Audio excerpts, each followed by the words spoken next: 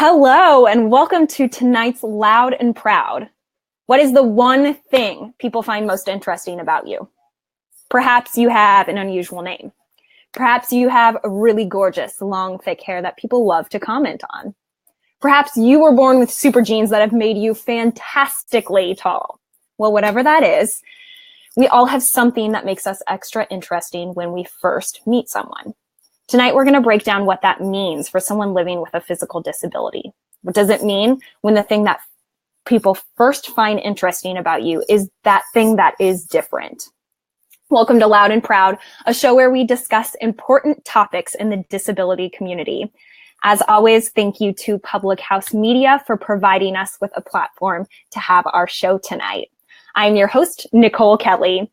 I myself was born with only one hand, and I've spent the past couple of years of my life traveling and speaking at schools and universities across the country on the topic of disability. Do you happen to live with a disability? If so, hello and welcome to a place where you can get connected to experts in our community. Find thought leaders who are making changes and speaking out. If this show resonates with you, please drop a line in the comments below. It can be while we are going live here tonight, or it can be after the show ends. I promise I will be checking, and I would love to get to know you and what your story is all about. 1 in 5 Americans live with a disability, so chances are, if you don't actually have the disability, someone who is a friend or who is a family member maybe does.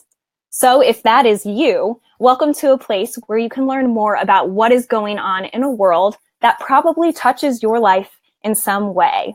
Please feel free to share anything. If what I say resonates with you, if what my guest says resonates with you, the goal of this show is to educate. And the more people who watch, the more people we educate through this awesome power of conversation that we're having.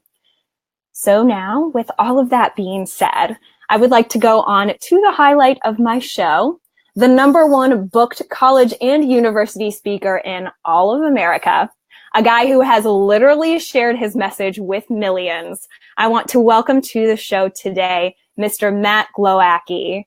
And he's coming up in 3, 2, 1. Matt, hello! Hi, Nicole. How are you doing? I'm doing great. Matt, can you tell us, first of all, where you're at? And then can you tell us what you've been up to?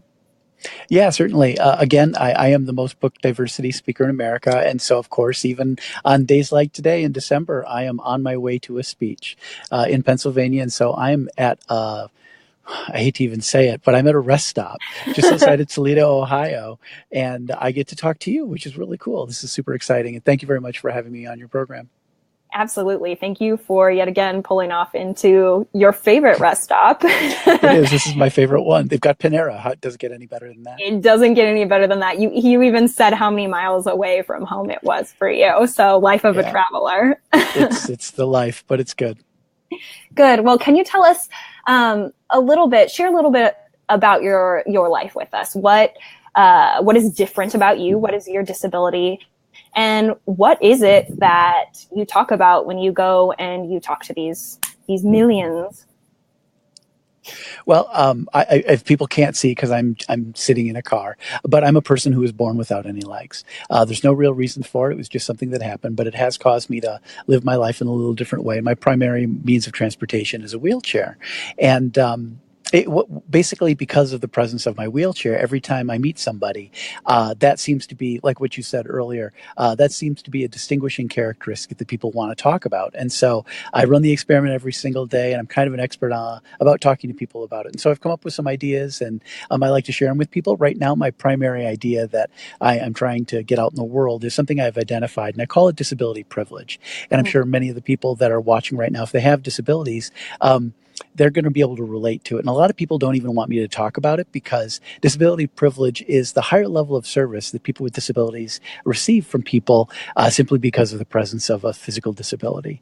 A lot of times when I go places, people will see me and they'll go, "Oh my gosh, how are you doing?" Or "It's so great to see you're here." Or people will open up doors for me. Or if I'm at a restaurant, a lot of times people will go to the people that I'm with and they'll ask if that they know what I want to eat or something something instead of asking me, which in many circles is a higher class of service. But it really manifests itself around the holidays when I go to malls and people just come up and give me money for no apparent reason, which is nice, but I always try and refuse it because I'm not selling pencils or ringing a bell. But it is something that I receive, and I always kind of thought it was great, but then I started really thinking about it, and again, I identified as disability privilege, but I don't know that it's really that great of a thing, because the reason why people are giving me extra help is because they think I can't do it by myself.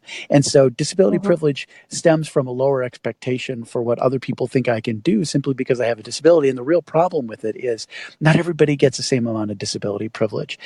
People get more disability privilege or more help or more attention from able-bodied people if they have a really compelling acquisition story. So like a Boston bombing victim is going to get way more support and help than a person who might have gotten injured in a drunk driving accident that they caused themselves.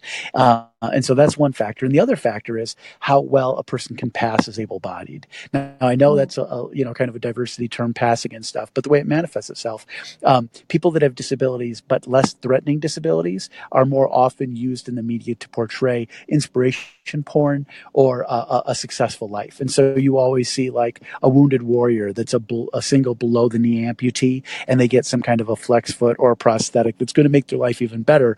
And so their disability isn't threatening to able-bodied people. And so able-bodied people are more willing to look at that and go, wow, that's great, because they can internalize, well, if I ever have a disability, that person's doing well. And so maybe it won't be as threatening to me. And so the more disability privilege you get has everything to do with how sympathetic your acquisition story is and how well you don't pose a threat to able-bodied people. Do you have any experience with that yourself, or can you And relate? that's, yeah, I was just about to say, I mean, you said a lot of things there, but so many things that I in particular relate with. A couple of years ago, as you know, I was Miss Iowa. Mm-hmm. And the day after I won Miss Iowa, I was called by every national news organization to come speak on their Wow. shows. Mm-hmm. But what did That's I do great. What a neat differently? opportunity. Well, but what disability privilege is that? I had just, there were 50 other girls who had just won in a state just like me. And what was the thing that was deciphering me from them? It was the fact that I had a disability. What a privilege. Really, Mm-hmm. honestly, what a privilege that I could have gone on those shows. I actually chose not to. Oh, And I wow. didn't want to go on the shows because I felt like it was pointing out in a bad way the difference that I had. So I certainly Right. identify with that. Yeah, what are you really talked about those two factors based on what story you may have to go along with it. If you were a wounded warrior, let's say, or have some sort of backstory to go along with you, and posing a threat to the able-bodied community. Can you kind of elaborate on what that means a bit more? Well, there's two separate things and directions that I could go there. The first one is the posing a threat to the able-bodied community. Being out and about all the time, a lot of times people will come over and they'll have a conversation with me, but the conversation that they have with me is a conversation that they want to have. And it's based on their expectation for the reason why I don't have any legs. And I'm about the right age. I'm kind Mm, of the right build. A lot of times people think I could possibly be a veteran. And so people come mm. over and they'll go, veteran? And I'll tell them, no, I was born without any. I did it the easy way. And then unfortunately, they get disappointed because they were hoping that they could, say thank you to a veteran. But in that moment, I don't want to be like, no, blah. But I would never pose myself as a veteran because those guys earned it in a completely legitimate and maybe even more legitimate that way than I did. At least they deserve the praise. And so you have to have the kind of the conversation that people want to have with you before you can have the conversation that you want to have. So I have to get past the idea or their perception of the nature of my disability, and then I have to kind of make them okay with it, and then I get to talk about what I want to talk about. A good illustration about this is a couple of days ago, I was just shopping at a grocery store like everybody else, and I'm a single guy, and so I want to go out and try and meet as many people as I can and have good conversations with them. And there was an attractive woman sitting there looking at the eggs, and I needed some eggs too. And I went over and I'm trying to think, gosh, what would be a good opening line? I don't want to be too cheesy about anything, but I was thinking, I buy the brown eggs. and I think they taste better. And so maybe I could pose something like that. So I looked at her and I said, hey, do you think the brown ones taste any better? Which I think is kind of a, nonchalant, kind of non-threatening way to start a conversation. And she looked at me, but instead of answering the question that I asked, she actually said, oh, do you need me to reach them for you? And so before I even had a conversation with her, she was having a conversation, probably, at least this is my assumption, and I could be wrong, but by the way she answered the question that I think she thought I was going to ask. And that's not the conversation I wanted to have. I didn't want to have the disability conversation with her, but I've learned I kind of have to. And Mm-hmm. the reason why I have to is I really do think that a person with a disability is threatening to an able-bodied person, because able-bodied people are only temporarily able-bodied, and we are an elective minority group. And so I think people want to try and get over it, the threat that a disability poses to them. And so they come up with words like differently abled or handicapable. And those are all things that able-bodied people tell me that I should self-identify as. I don't really hear a lot of disabled people telling other disabled people that they're handicapable. And I think that's because able-bodied people want to, again, minimize the threat or the perception of the threat of acquiring a disability in their life. Yeah, I would not disagree with what you're saying there. I have never, I have never had somebody else say disability in our community Sure. as a bad word. And almost, I think that is kind of a thing that I experienced, and I know in speaking to you, you recently have as well. Actually, in my adult life, I had to come to a place where I accepted the fact that I identified with this word disability, and that word disability wasn't a bad thing. Although there are many bad ideas that go along with it. So where is the power in, first of all, accepting the fact that you're identifying with this community and understanding that there are bad connotations that go along with it, and then understanding that when you're meeting people, your starter conversation with them is going to be about this word that maybe doesn't have a positive connotation behind Connotations. it. Yeah, no, totally. And it's funny. I'm the only person in my family with any kind of a physical disability. And of course, my parents didn't know that I was going to be born with a disability. And Yeah. so I was raised able bodied. And so I've really never identified even with the word disabled until a couple of years ago, when I Yeah. finally came to grips with the idea that, yeah, the reason why people treat you differently is because you're disabled.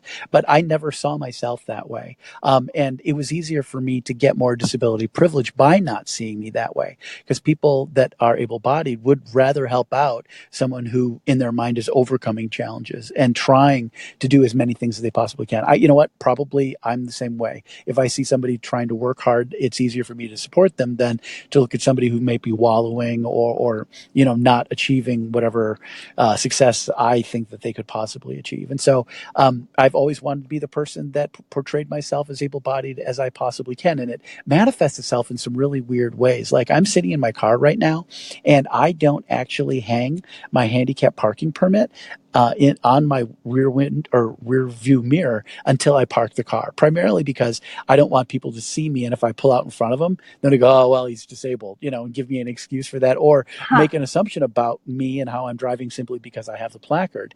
But Mm-hmm. it's a little dumb game I play sometimes.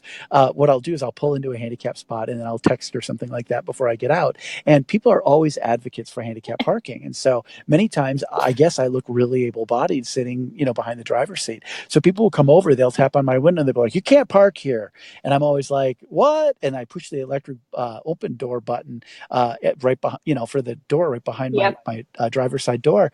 And it opens up and boom, there's my wheelchair. And then people see it and they go, oh, I'm really sorry. And I'm like, ha ha ha, in my mind, I fooled you. Ha. But in that moment, I've got to really internalize it and realize the person that I'm fooling is myself, because I'm Mm-hmm. trying to portray myself as something that I'm not in order to maybe get over on other people. And so it really has been an interesting ride for me to try and truly come to grips with the idea that I am disabled. But since I've come to understand that I am and people perceive me that way, it really explains a lot of the interaction that I have every day. Like, everyone my age and a little bit older, they've always been trained that if you ever see somebody in a worse situation than yourself, you probably shouldn't like look at them because that's rude. And so like people don't look at beggars on the side of the road or whatever. But that also extends to me because people see me and they go, well, obviously he's doesn't have any legs. It must be a bad life. I don't want to, pay attention to him. So they avert their eyes. Or if I'm at Home Depot, they'll see me, they'll turn around, they'll walk down a different aisle. And Mm-hmm. what's crazy about that is because I didn't see myself as disabled, I never knew why they were doing it. And so Mm-hmm. I would go, oh God, did I offend that person? Did I Mm-hmm. say something? Did I do something? And I never made it about the disability because I didn't think it was about the disability. But now I know it's about the disability. And so I've actually found more of a peace of mind and a comfort in understanding why people interact with me the way they do. And it Mm-hmm. also gives me a better platform to try and reach out to them, to try and make them more at ease with the fact that I am disabled if it's a person that I want to choose to interact with. And so I don't know, are there ever times in your life that you try and maybe portray yourself as able-bodied not to pose as a threat to other people? Or maybe that's just me and something that I do.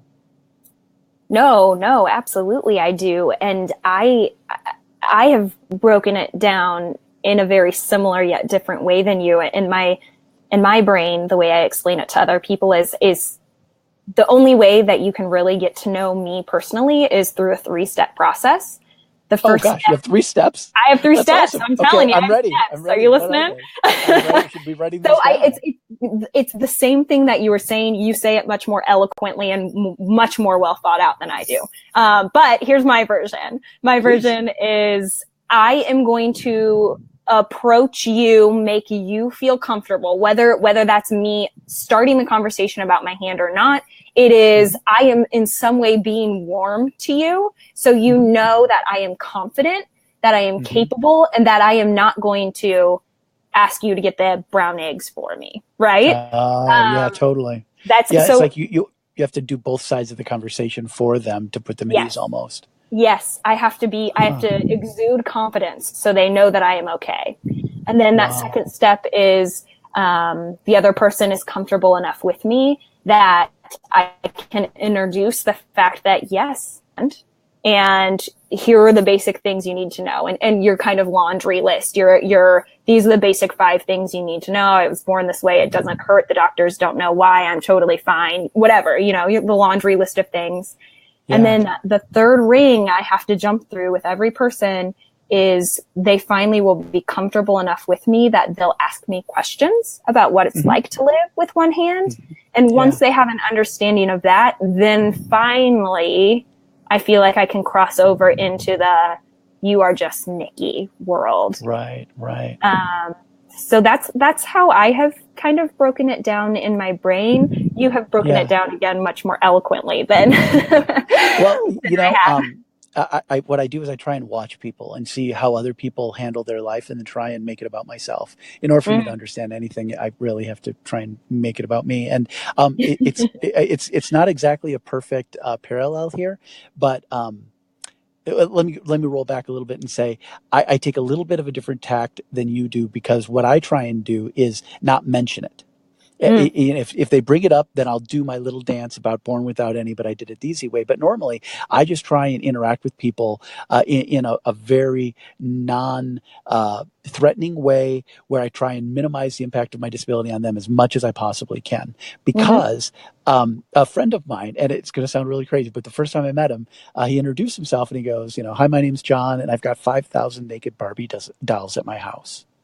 And I looked at him and I went, whoa, I trying to think, what does 5,000 naked Barbie dolls actually look like? And then I'm like, didn't I see some serial killer on some movie that kept naked Barbie dolls? And I'm like, to myself, this is not somebody that I really want to, get to know.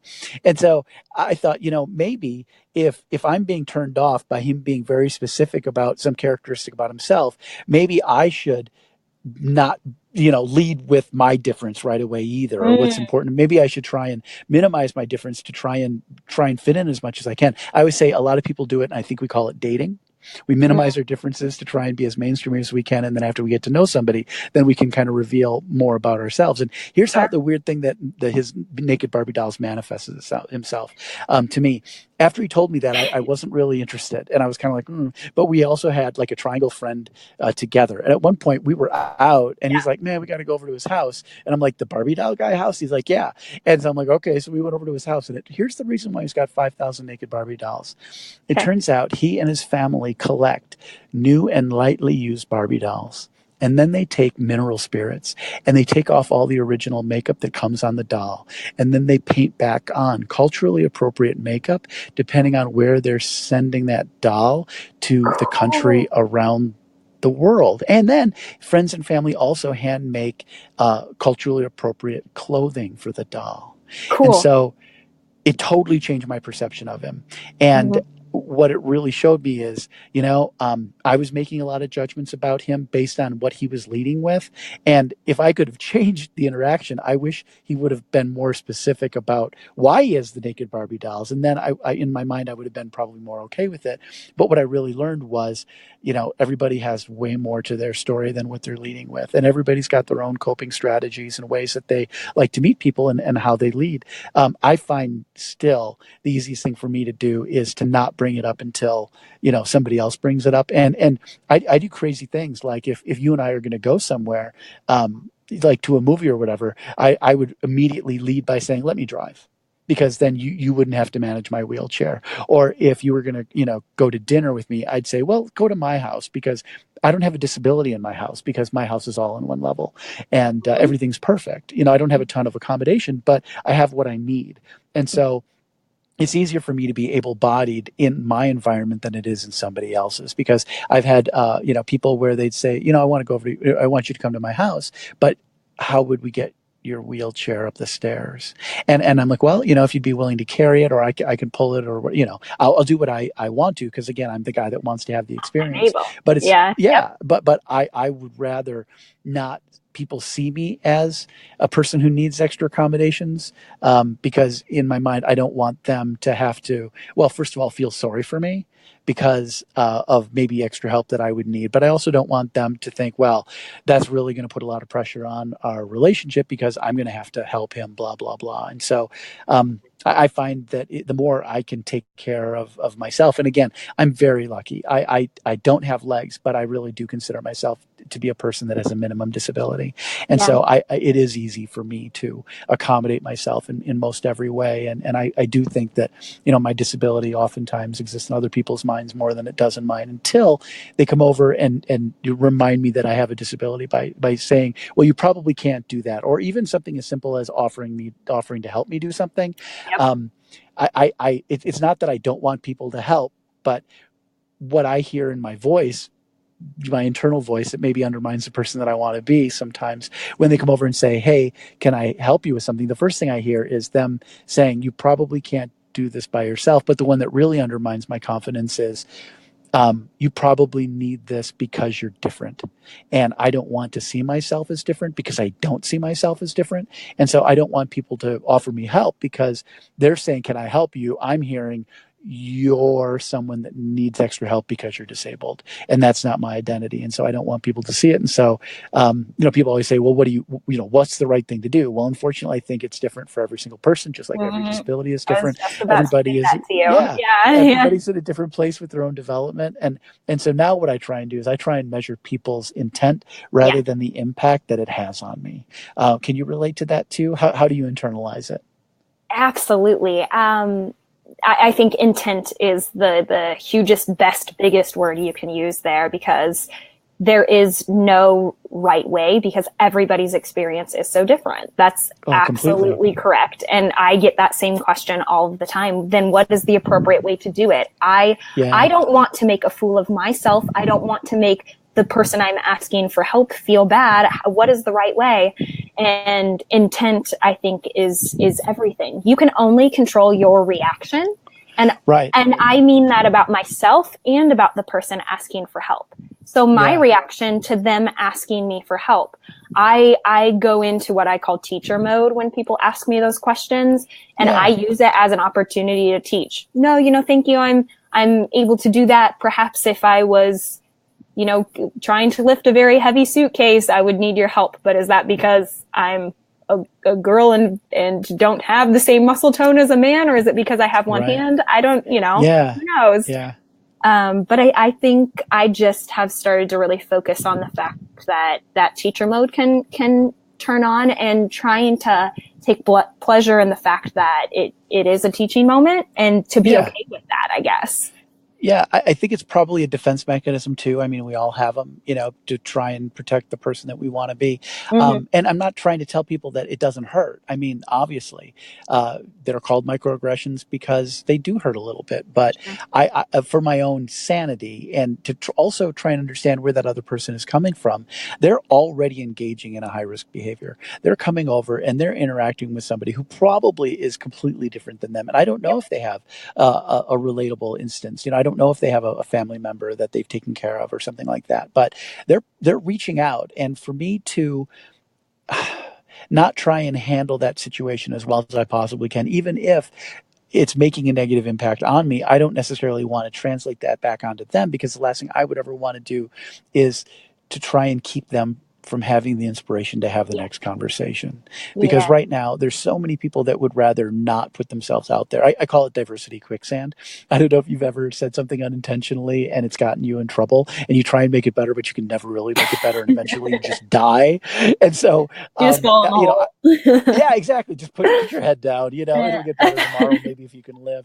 But I don't want to leave that impact on people. And so even when they are saying things that I'm feeling bad about and it's making a negative impact on me, I want to. Well, I played volleyball for a while, and so the coach always said, "Better the ball." How do you expect the next person to be able to be successful doing something with the ball if you don't make a good pass?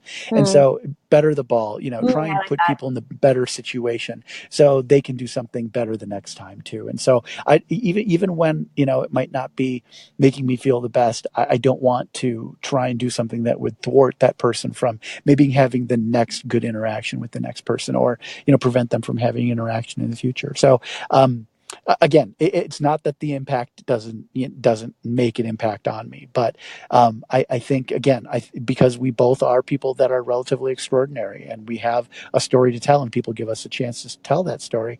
I think we have to have a little bit of respect, and know that we do have to wave the flag. I don't want to wave the flag of education every single day, but I know it's my job, and I'm willing to do it, and I need to do it because I want the next best person to have the next best experience, and that means me trying to give the person who's interacting with me the best shot at having a good interaction with me, so they will have the next interaction.